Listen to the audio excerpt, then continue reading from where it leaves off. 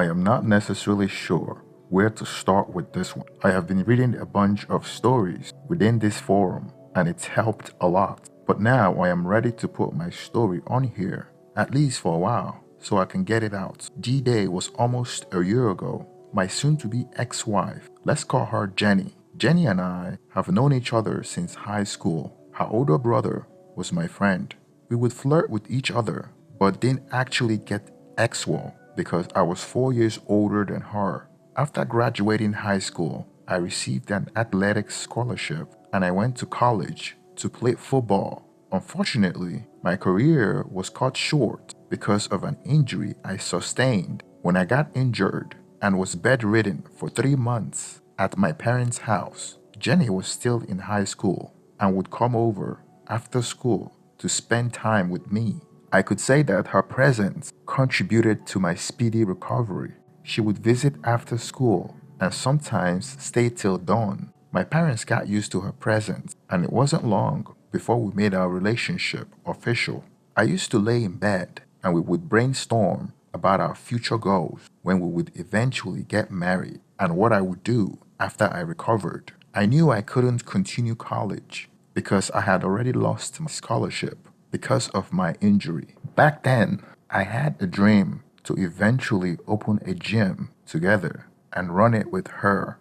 I wasn't too bummed out about my injury and the end of my athletic career. Everything happened for a reason. All we could do was to dream before your dreams can come true. She promised to join me even if she was in college at the time. She would drop out and help me to run the business. After I recovered from my injury, I applied for a job at 24 Hours Fitness.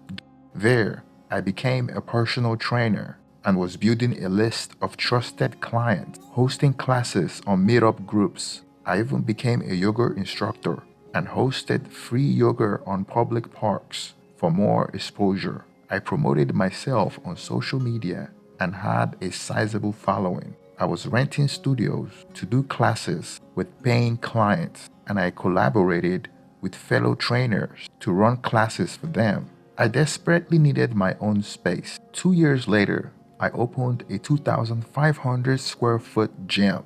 I took a loan out to buy equipment and I wasn't generating enough to pay for additional employees, but I had Jenny. Jenny was my girlfriend at the time. Realizing that I needed support, she quit her school to help me run the business as promised years earlier. We couldn't afford to pay rent and utilities because we are already paying rent for the gym. We thought we could save money by sleeping at the gym. It was a small gym and we managed. Our membership grew slowly, month by month, through hard work and great customer service. We had enough to keep the lights on. It definitely wasn't easy, especially when we had a lot of competition from other big franchise gyms. About a year later, the business was stabilizing because we were able to pay off our loan for the equipment. Then we could afford to rent an apartment so we wouldn't be living in the gym. The business wasn't as profitable as I thought, but we were getting by. I soon realized that the only way to scale is to open another gym, which requires more time out of my day. But we had grit and determination to establish ourselves in this space. Our dream was alive, and it was easier to work harder for our dream because we could see the success, however slow it comes. If it wasn't for Jenny, I don't know if the business could have survived because I don't know any employee that would work for 3 years without pay. The first major problem we had in our relationship was caused by jealousy when a rumor started going on about some client claiming that we slept together. I had mostly female clients. A majority of the group classes are women. In short, 95% of my clients are women, not because I intentionally picked them or targeted them, but most men are too proud to have a fitness trainer because they feel like they could do without. Women, on the other hand, welcome it and they pay a lot of money for it. Since these women look up to me, they started to compete for my attention and started getting jealous amongst each other. In my case, a lady in my workout group class got jealous that I was paying more attention to another woman, which I wasn't. So she started to throw in comments to other women that we had something going. I guess to make other women jealous or to stay away from me, even though they all knew I had a girlfriend. You know how women are like when they gossip. Well, Jenny got wind of it, and I was in trouble. I swear to her that nothing happened. After much convincing, Jenny believed me. And even though she told me that she believed me, I knew she had a bit of a doubt. She would check on me during my classes and pop in and out during my training session, and would get jealous when I trained attractive women, something that she never used to do. That was when things started to take a downturn in our relationship. I felt really bad about this. I wanted to do whatever I could to fix this. To me, Jenny was more than a girlfriend. She's a woman that I put above anyone else. She nursed me back to health, worked on our business without pay, and she was my ride or die chick for life. And it hurt me that she's beginning to question my commitment to her. That was when I decided to propose to her.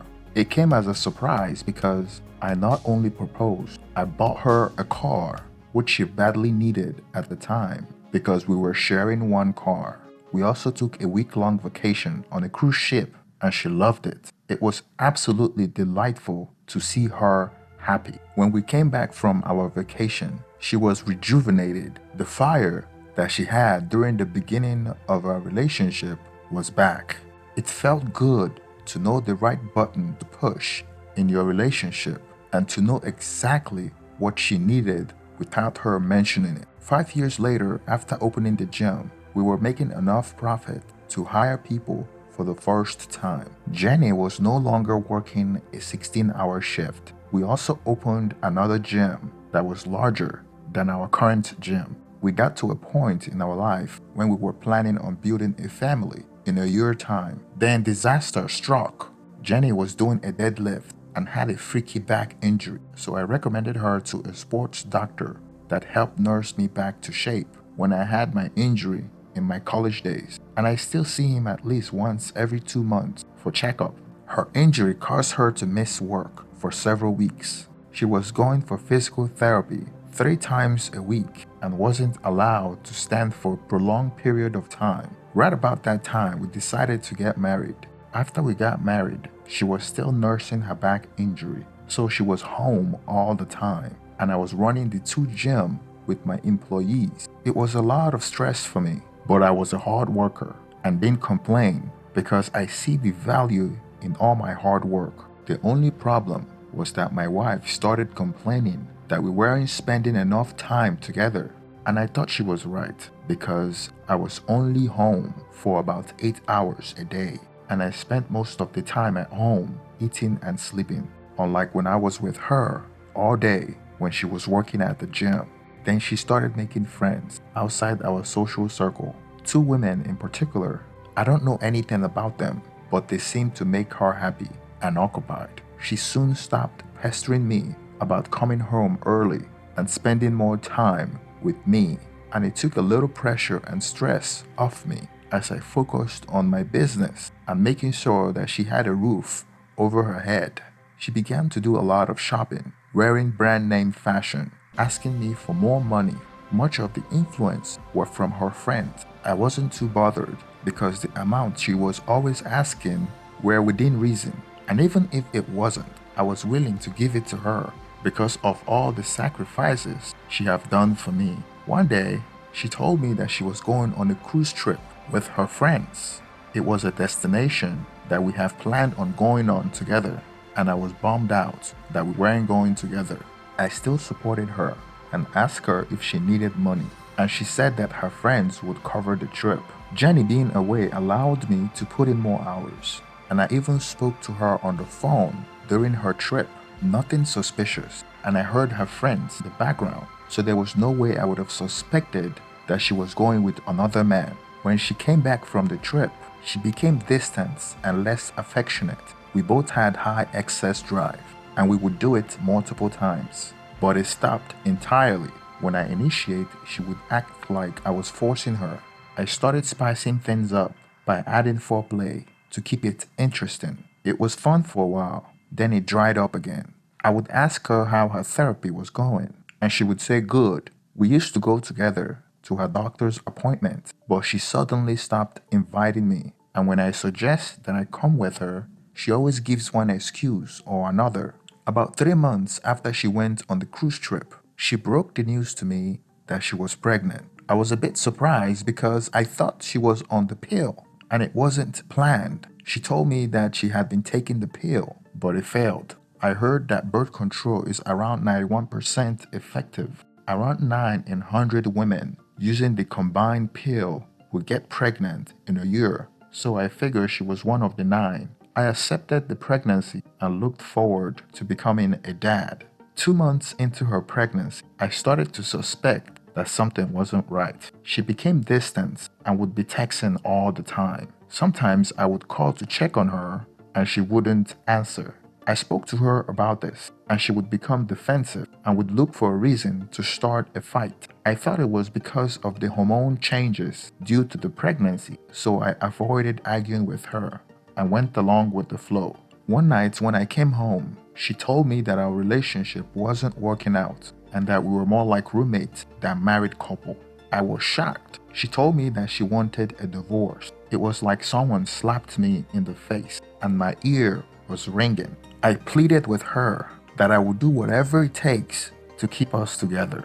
It didn't make any sense to me, and I asked her how she would break up with me when she's pregnant with my baby, and she kept quiet. I asked her if someone else is in the picture, and she said no.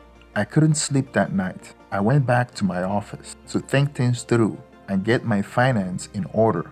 Our names were on both gyms, and I may lose both of them in our divorce. It didn't make sense to me why she wanted to destroy everything we suffered for so much to build together. I thought there was more to the story, so I started checking her iCloud out of curiosity, and I saw that she was texting someone named Doc a lot more than me. I opened the text message, and it was clear as day that she was having an affair with the doctor I recommended.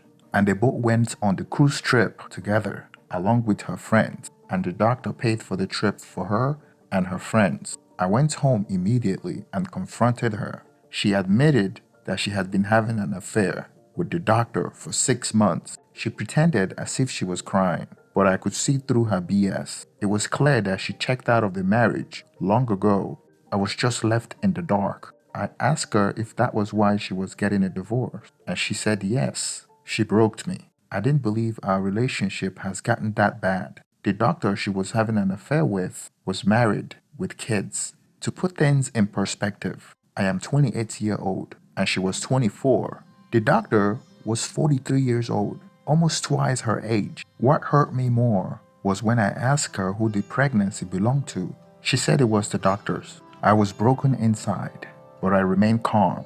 The constant exercise gave me the ability to be calm through difficult circumstances, and it came in handy. I asked her how stupid she thought she is to have a baby while she's married with a married man. And she told me that the doctor was planning on divorcing his wife as soon as she tells me that she's leaving me. I told her that she didn't tell me. I had to find out myself and confront her. She had been trying to tell me for the past 2 months, but didn't have the courage to. And she said she was relieved that I found out. She said she understands the betrayal and how I feel, and she was going to give me an amicable divorce and didn't want any part of the gym business we built together. She said she just want me not to fight them through the divorce or tarnish the doctor's reputation. In return, she will grant me a clean exit, no questions asked, because her and the doctor wanted to marry as soon as possible. It seemed like she had rehearsed what she needed to say to me with a lawyer hired by the doctor, and she had been coached on what to say.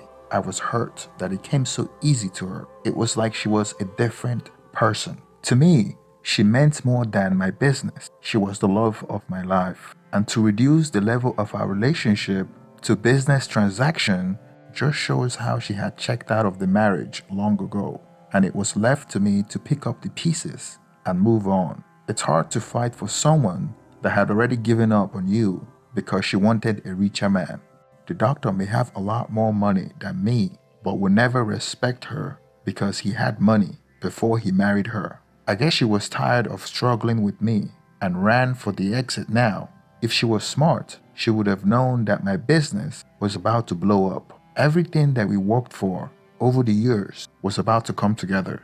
I didn't understand why she would struggle and hustle for me for a long time and then quit while she was almost at the top. I guess she must not love me any longer. I found out that the doctor was giving his wife a divorce as well, and he was giving her everything she requested in the divorce, so the divorce would go quickly. I guess because he's a higher earner, he will be able to make back everything in a few years. The following day, my wife sent a process server to serve me in my place of business, which was embarrassing and totally uncalled for. I called her to protest, and she had already blocked my phone number, which was unprecedented. When I got home, she had moved all her things from our home. I was devastated. For the very first time in my life, I felt lonely, betrayed, and depressed. I didn't stay down because I have been through tough challenges all my life. With tenacity and assurance, I signed a divorce paper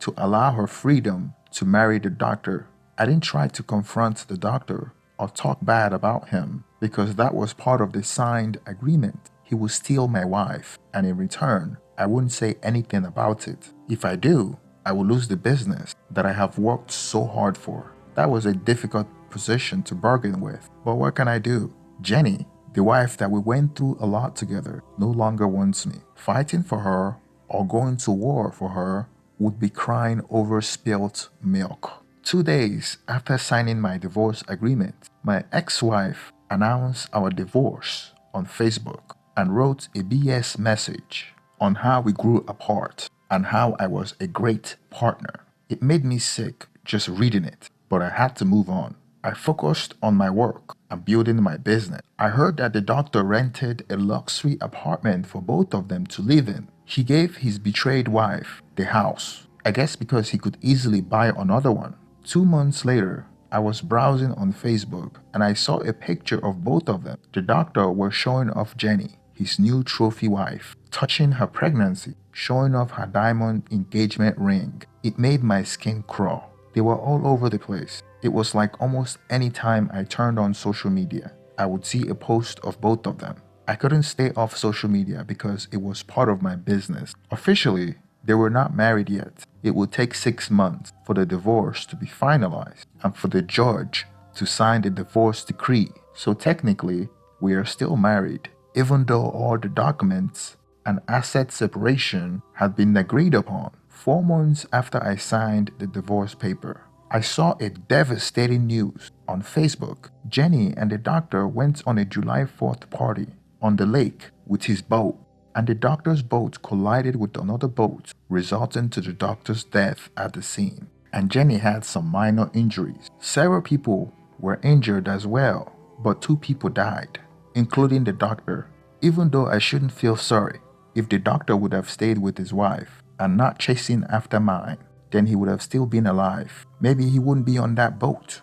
At the time of the accident, Jenny was about 6 months pregnant and didn't get hurt in the accident, only minor flesh wounds. I would have called her to share my condolences, but she already blocked my number. About 3 weeks later, I got summoned to court. Turns out that Jenny was trying to get her lawyer to throw out the divorce agreement that we have already signed. We went to court, and after the judge revealed our case, told her that the agreement was already signed and she can't change it because her condition changed. Obviously, she never married the doctor, so she wasn't entitled to any of his money. The judge told her that there was no way he would consider dismissing the agreement and that the world doesn't revolve around her wish. Jenny and the doctor wanted the quick divorce and hoped to have a great life if the doctor was alive. The suffering with me on my business would be over, but death had a different plan. The judge said that her swapping husband plan didn't work, and now she's trying to put everything back on me after she betrayed my trust. She told the judge that she's entitled to half of my business because we built it together, and that she dropped out of college for my business and had no way of making ends meet because she had no marketable skills and had a baby on the way. The judge told her to get her resume together and find a childcare or her family member to help her out. All she kept saying is that it was unfair, and she wouldn't even look at me in court. I told her that everything that happened to us was her decision, and she hung a noose and hanged herself. And I'm just a bystander in all this. After she lost the case and the judge granted us a divorce, as originally agreed upon, she unblocked my number and started trying to make a deal with me, which was unbelievable. How she thought she could manipulate me, now that I know all her tricks. It's still saddening to this day because she was my one true love. Sadly, things got so bad for her, she had to give up the child for adoption and now working at a restaurant as a server. I knew that because I went to the restaurant Jenny was working at with my new girlfriend a few months after the divorce was finalized. I timed it so she would be working that day and serve me and my new girlfriend. When she came to my table and saw me and my girlfriend, she broke down and started crying. It was supposed to be a revenge coming there for my satisfaction because I was hurt by her betrayal, but it backfired on me because I started crying as well. I walked out of the restaurant and that was the last time I saw her. I swear never to marry again. As a personal trainer who now owns 3 gyms and making good money, finding women is easy. So I just have to make sure I protect my asset and never get married unless with an ironclad prenup.